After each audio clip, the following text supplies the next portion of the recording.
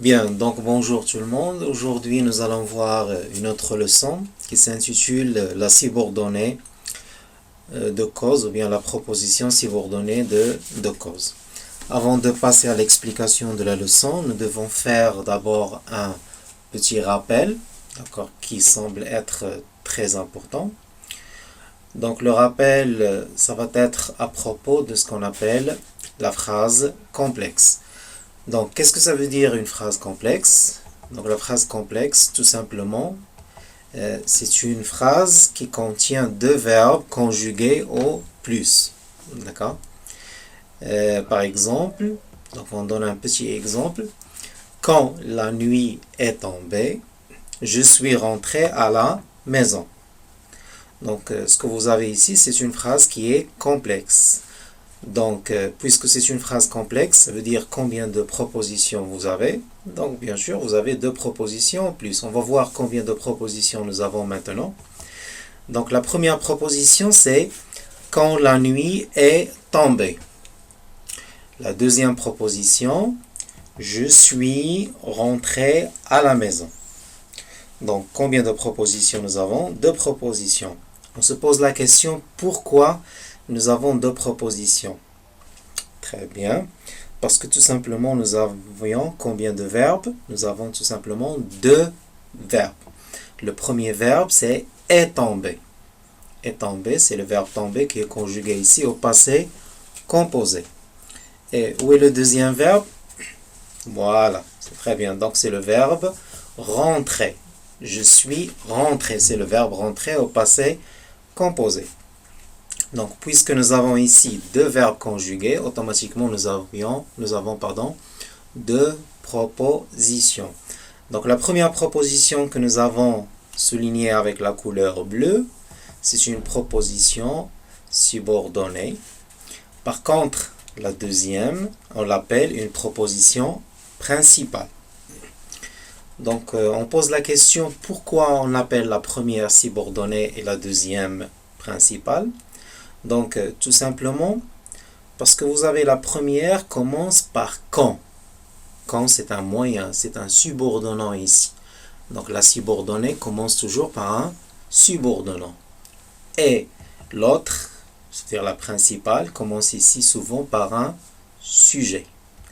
Donc, facilement pour connaître la différence entre la subordonnée et la principale, on doit généralement, dans la plupart des cas, voir avec quoi on commence. Est-ce que c'est un subordonnant ou bien c'est tout simplement un sujet? D'accord?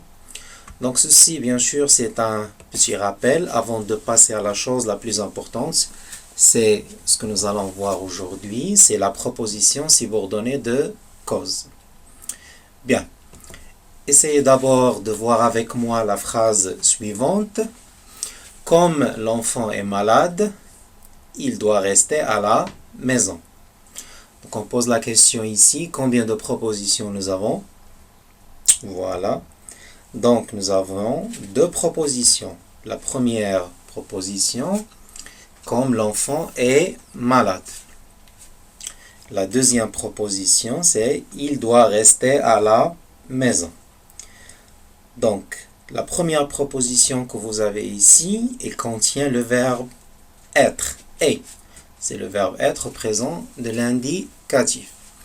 La deuxième, elle contient le verbe devoir. Il doit.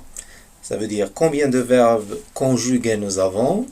Donc, bien sûr, nous avons deux verbes conjugués. Automatiquement, nous avons deux propositions. C'est bien. Après, donc la première est appelée bien sûr proposition subordonnée. Par contre, la deuxième est appelée proposition principale. Oui, toujours on pose la question pourquoi? Parce que la proposition subordonnée ici, il commence par le subordonnant comme. Par contre, la deuxième, c'est-à-dire la principale, il commence par un sujet, il. Donc ça, c'est la différence. Bien, maintenant, pour connaître généralement de quel subordonné on parle, on doit se poser une question. C'est la question pourquoi ou bien pour quelle raison. Donc, pourquoi l'enfant doit rester à la maison? D'accord? Parce qu'il est malade ou bien comme il est malade. Ça veut dire ici, la réponse, c'est quelque chose qui indique la raison de rester à la maison. Ça veut dire, c'est une proposition subordonnée de cause. Voilà. Bien. On donne un autre exemple. Vous avez l'élève a réussi son examen parce qu'il a bien révisé ses leçons. Oui, toujours le même travail. Combien de propositions nous avons? Donc, 2. Très bien. La première, l'élève a réussi son examen. Et la deuxième, parce qu'il a bien révisé ses leçons. Alors, où est la proposition subordonnée et où est la proposition principale? Donc ça, c'est la question. Donc, avec la même manière, donc vous avez dans la première le verbe réussir, a réussi, et dans la deuxième, vous avez le verbe réviser au passé composé. Automatiquement, vous avez deux propositions. Donc, la première commence par l'élève et la deuxième commence par parce que.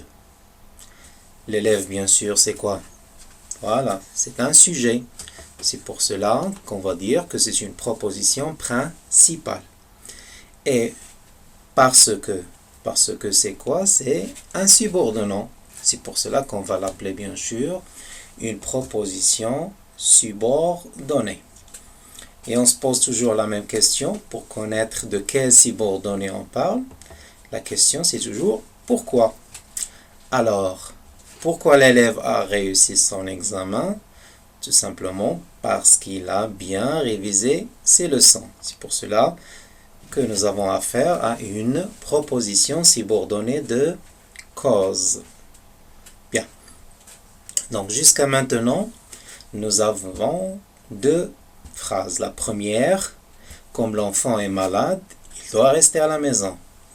La deuxième, l'élève a réussi son examen parce qu'il a bien révisé ses leçons. Dans les deux phrases, on exprime ici la cause. Les moyens que nous avons utilisés dans la première phrase, quel est le moyen que nous avons utilisé? Voilà, donc nous avons utilisé le moyen comme. Essayez de voir la position ou le lieu où se trouve le moyen comme. C'est très bien. Donc le moyen comme ici, il se trouve toujours au début de la phrase. Lorsqu'on exprime la cause, jamais le moyen comme il doit se trouver au milieu. Absolument pas. Toujours au début de la phrase. Essayez de voir maintenant la deuxième phrase. Donc, quel est le moyen que nous avons utilisé? Bien. Donc, le moyen, c'est parce que. Alors, la même question. Où se trouve parce que dans la phrase? Voilà. Donc, parce que, ça se trouve au milieu de la phrase. Donc, parce que, généralement, c'est un moyen qui se trouve toujours au milieu de la phrase. Donc, nous avons essayé de donner ici les deux moyens les plus faciles pour exprimer la subordonnée de cause. Le premier, c'est comme, et le deuxième, c'est parce que. La différence entre les deux moyens, c'est que comme, ça se trouve toujours au début de la phrase, et parce que, ça se trouve toujours au milieu de la phrase. Ou bien, lorsque vous avez le moyen comme, toujours on doit commencer par la proposition subordonnée. Et lorsque vous avez parce que, toujours on doit commencer par la proposition principale. Pourquoi? Parce que toujours le subordonnant ou bien le moyen, il se trouve avant la proposition subordonnée. D'accord? Donc maintenant, nous allons partir à un autre moyen un peu différent. Comme vous pouvez le voir, c'est parce que. Donc c'est un seul moyen, mais qui est séparé. C'est parce que ça se trouve toujours au début de la phrase. Par contre, que ça se trouve au milieu de la phrase. Un exemple. C'est parce que la pluie tombe que je dois rester à la maison. Donc, bien sûr, combien de propositions nous avons ici? Bien, donc nous avons deux propositions. La première proposition, c'est parce que la pluie tombe.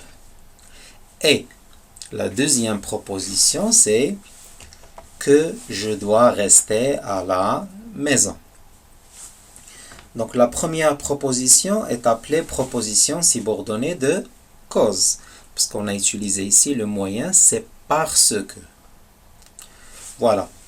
Et la deuxième, elle est appelée bien sûr la proposition principale, même s'il ne commence pas directement par un sujet. Mais il y a la raison et on n'a que avant cette proposition. D'accord? Donc jusqu'à maintenant, combien de moyens nous avons vus? Voilà, 3.